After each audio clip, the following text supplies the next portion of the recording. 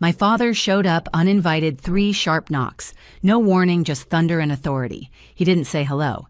He dropped a folder on my marble counter and said 850,000 by noon tomorrow. No apology, no explanation, just an order. And when I opened that folder, I saw my own signature forged in perfect ink. I smiled the way someone does right before cutting a wire. Because that night I stopped being the family's solution and started becoming their consequence. What happened after still keeps me up sometimes. Before I tell you everything hit like and tell me, have you ever been the one who finally said enough? People like to say family is everything. But in my house, family was a currency and I was the bank. I'm Elena, and I grew up in a Chicago suburb where appearances mattered more than the truth. My father, Victor Ward, built his business on control. Every dinner was a board meeting. Every favor came with interest. My younger sister, Melissa, learned early how to play his game, all soft eyes, trembling lips, and perfect timing. Whenever she cried, he'd stop the world to comfort her.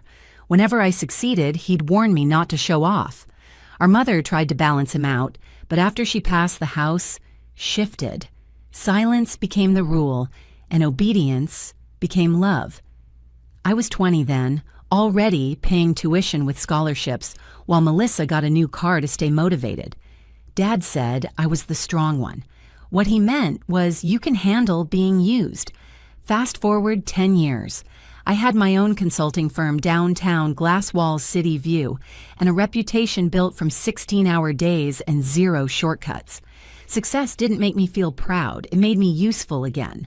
My father would brag to anyone who listened that his daughter managed portfolios for CEOs, but when we spoke, it was never to ask how I was only, "Can you take care of this for me?" I told myself it was okay. It was family. And family always comes first, right? Then came the night that cracked everything open. It was early winter, one of those Chicago nights when the wind cuts straight through your coat. I was finishing a report when 3 knocks hit my door hard, deliberate like a verdict. I opened it, and there he was, Victor Ward. Gray hair, slicked back suit, immaculate, holding a folder so thick it bent in his hand. He didn't ask to come in. He just walked past me, the smell of expensive cologne following like smoke. Melissa's husband made some mistakes, he said, pacing my kitchen. They owe $850,000. You'll handle it. I thought I misheard. Excuse me. He didn't repeat it. He just opened the folder pages of numbers, loan documents, receipts, and then at the bottom, my name, my signature. Except it wasn't mine. For a moment, the room tilted. I stared at that neat black ink and realized he'd forged it. My own father had used my name, my credit, my reputation to guarantee Melissa's debts. He kept talking, explaining, justifying, until the words turned to noise. I remember his tone more than his sentences, that old authority that didn't need my consent. Family doesn't turn its back when things get hard, he said finally, and I smiled, a small, quiet smile that made him step back without realizing why, because for the first time I wasn't afraid to lose them. That night, while the city hummed below my window, I poured myself a drink, stared at the folder and whispered, "All right, Dad, you want control. Let's see what happens when I take it back." The next morning, my phone lit up before sunrise. Melissa, then Dad, then both. I didn't answer. I just watched the names flash and fade until the screen went black again. When I finally called back, Melissa's voice trembled like a rehearsed song. "Please, Lena, don't be mad. Derek just made a bad investment. We'll pay you back. We'll pay you back." The same words she'd said when I covered her tuition, when I bought her first house, when she maxed out their joint credit card by accident. "Melissa," I said quietly.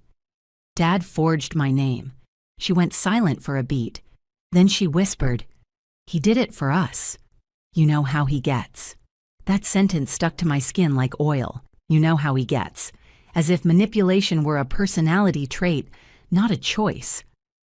By afternoon, Dad showed up again, this time at my office. The receptionist looked terrified as he marched in. Coat unbuttoned, tie, loosened, pretending he owned the place. 850 by noon, he said, like we were in a boardroom. Those people aren't patient. I looked around at my staff, pretending not to listen. My face burned. "You don't get to threaten me here," I said. He smirked. "You've got the money, Elena. Don't make me remind you who raised you." That was the moment something shifted. The humiliation, the control, the lifelong conditioning, all of it condensed into one sharp, steady breath. I wasn't angry yet. Anger comes later. I was awake. After he left, I sat alone in my office. Lights dimmed the city outside, wrapped in fog. I thought about every time I'd saved them, every check I'd written, every thank you that really meant you owe us more. And suddenly, the guilt I'd carried for years cracked open. Beneath it was something colder clarity. That night, I drove to my mother's old house, the one Dad kept locked but never sold. The key still worked. Dust floated in the flashlight beam as I walked through rooms that once smelled like cinnamon and Sunday dinners. On her desk sat a small wooden box. Inside were her journals, her handwriting neat and certain. Kindness without boundaries becomes servitude. I closed the lid and smiled. By the time I stepped back into the cold, the plan had already started forming, precise, deliberate, inevitable. The next 48 hours moved like a storm that only I could hear. Outwardly, I was calm, answering emails, drinking coffee, showing up at meetings. Inside, every word my father had ever used as a weapon replayed in perfect clarity. Family comes first. Don't embarrass us. You're the strong one. It all sounded like a single command obey. Not this time. That night, I called Claire Nguyen, my attorney, and the one person who knew what my silence really meant. "I need to lock everything down," I told her. She didn't ask why. She just said, "Quiet or public quiet," I replied. "For now." Within an hour, the firewall went up. Every trust account and property Dad had linked to my name was frozen. I revoked his signatory rights from the family foundation he'd attached to my Social Security number for convenience. The word tasted bitter now. While the documents processed, I started building my own. I scanned receipts, tuition, wedding costs, mortgage payments, transfers labeled temporary help, each one proof that I'd been financing their comfort for years. I didn't realize until then how thick the pile would be. Claire called again near midnight. "You're sure about this? Once it's done, there's no going back." "I'm already gone," I said. The next morning, I packed a plain cardboard box. Inside, copies of every wire transfer, property, deed, and loan note. On top, a printed message. "You taught me control, Dad, but control without honesty is manipulation. This isn't revenge, it's accountability." When I sealed the box, the sound of tape cutting through air felt like punctuation at the end of a long sentence. At dawn, I left it on the foyer table, right beneath the portrait of him shaking hands with a governor, the same smile he used when cornering people. I stood there for a full minute staring at the photo, remembering how proud he'd looked when Melissa married Derek, how he'd called her my delicate one, and me, my insurance. By the time sunlight touched the skyline, my bags were packed. Passport, laptop, one photo of Mom and me at the lake. I booked a one-way flight east. No goodbyes, no explanations. When I closed the apartment door behind me, the silence felt different, alive, charged like freedom, waiting for confirmation. 12 hours from then, Victor and Melissa would stand on that same doorstep demanding money, and all they'd find would be that box, my final gift, wrapped in truth. At exactly noon, my building's doorbell camera caught the first shadow. Victor Ward didn't knock. He announced himself the way men who never hear no do. His reflection flashed in the brass door handle. Jaw-tight coat, immaculate, the same arrogance he'd worn my entire life. Behind him, Melissa shifted her weight from one heel to the other, eyes red, face powdered to hide the wreck. "Open up, Elena." His voice cracked through the intercom. We had an agreement. He pounded the door again. The camera picked up every echo, every vibration against the silence I'd left behind. Then he saw it, the plain brown box sitting neatly on the marble floor inside, visible through the glass panel. My handwriting clean and even stretched across the top, Victor Ward. Melissa leaned forward. "What's that?" He frowned. "Probably a note." "She's being dramatic." He tried the handle locked, of course. Then, like control itself demanded submission, he pulled a small metal tool from his pocket. My father had always believed every door would open for him eventually. When he stepped inside, the camera blinked red. He set the folder he'd brought his copy of the debt on the counter beside the box. Then he tore the tape open. Papers spilled out like confession. Wire transfers, signed checks, copies of every payment I'd ever made on their behalf. The deeds to Melissa's house and Derek's failed business, all under my LLC. A printed email trail between him and a broker approving a forged signature mine. "What the hell is this?" he muttered, flipping pages faster. Melissa hovered behind him. Is she suing us?" He ignored her. His fingers trembled. The man who built empires on intimidation was finally holding proof of his own collapse. Then he found the USB drive. Small, silver, marked with a single word, "Listen." He plugged it into the small Bluetooth speaker on my counter, the same one he'd once called a waste of money. My voice filled the room low and steady.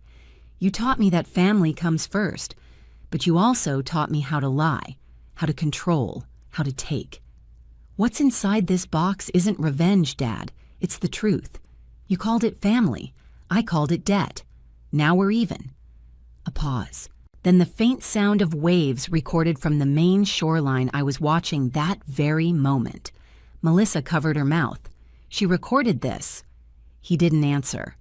His eyes were fixed on the last photo sitting on top of the documents, the three of us at my college graduation, his arm around Melissa, his hand resting on her shoulder.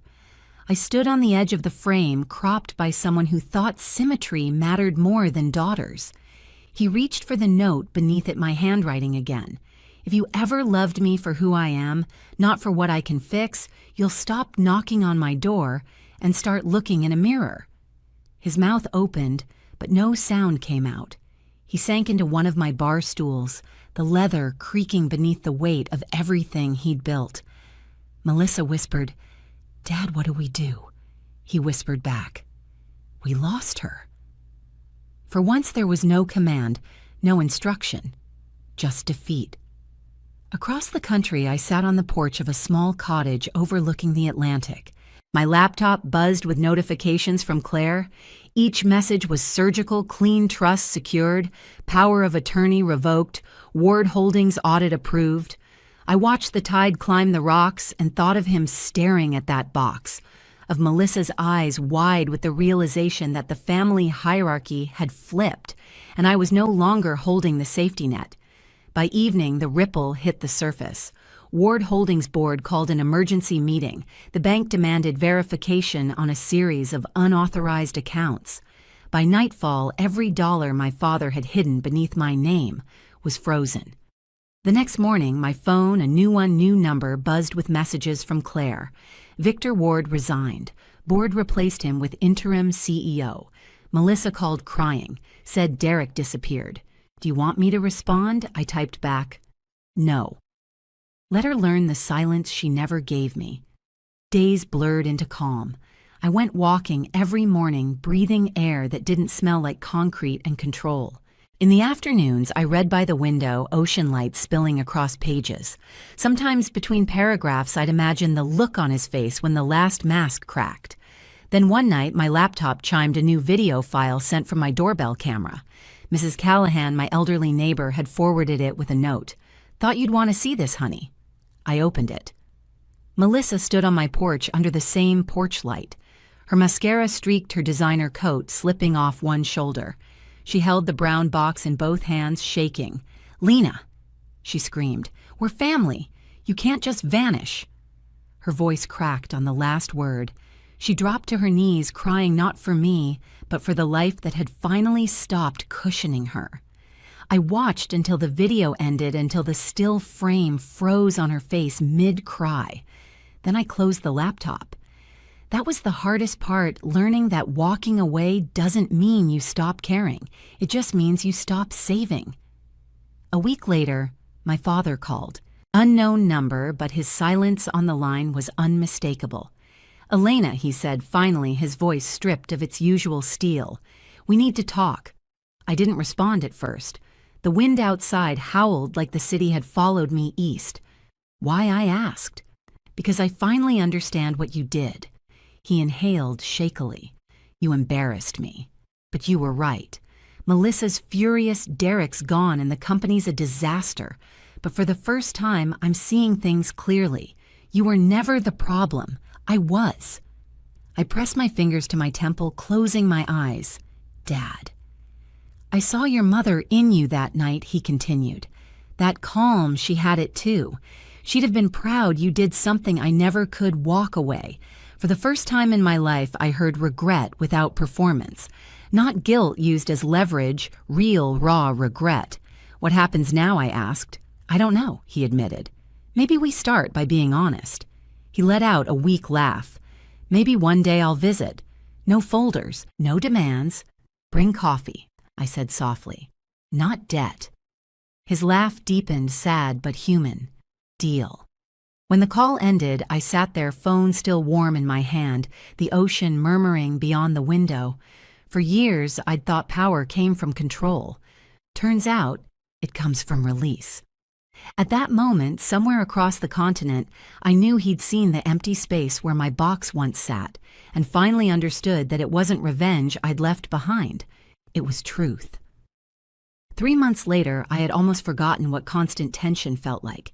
Maine had a rhythm that demanded you slow down, gulls, screaming over the dock, the smell of salt and coffee drifting through every window. I rented a small place near the water and started teaching a weekly workshop at the Community Center Financial Boundaries for Women. 10 seats, always full. They came with the same stories told in different voices, the mother who kept bailing out her grown son, the sister who couldn't say no, the wife whose husband used her credit card just for now. Each time I spoke, I heard pieces of my past echo back at me. And for the first time, it didn't sting. It clarified. One evening after class, my phone buzzed. Unknown number. I almost ignored it until instinct whispered her name. Lena Melissa's voice was quiet, almost shy. I heard you're teaching, she said. Dad's doing better. Joined some accountability group. He even writes letters now. I smiled faintly. That sounds new. I got a job at a furniture store, she continued. Real one. No commissions, no excuses. It's quiet. Quiet's good, I said. Means you stopped running. She hesitated. Thank you for not rescuing me.